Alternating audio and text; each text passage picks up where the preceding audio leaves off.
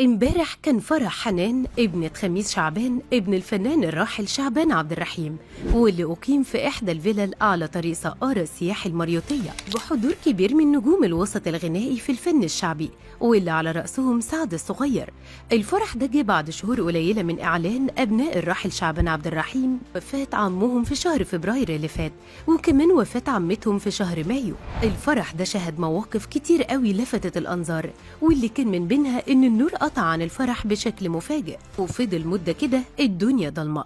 لكن البنات اللي كانوا في الفرح حاولوا يتغلبوا على كل الأجواء دي، فضلوا يسقفوا ويغنوا ويرقصوا عشان العروسة ما تزعلش. كمان حضر الفرح المعلمة عسلية اللي ظهرت الفترة الأخيرة، واللي مشهورة بلبسها اللافت الغريب، لأنها على طول لابسة جلابية رجالة وعليها كوم ذهب. المعلمة عسلية مسكت الطبلة وفضلت تطبل وترقص مع سعد الصغير، وكانت كعادتها لابسة يجي كيلو ذهب في ايديها ورقبتها.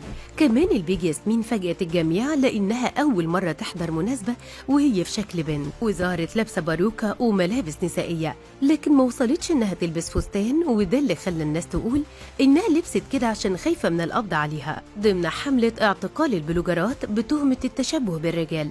الفرح شهد وصلت غناء كتير وفضل لحد قبل الفجر تقريبا، وحضروا كمان عدد كبير من المطربين الشعبيين اللي كانوا بيجاملوا خميس شعبان، وسط أجواء كلها فرحة وسعادة.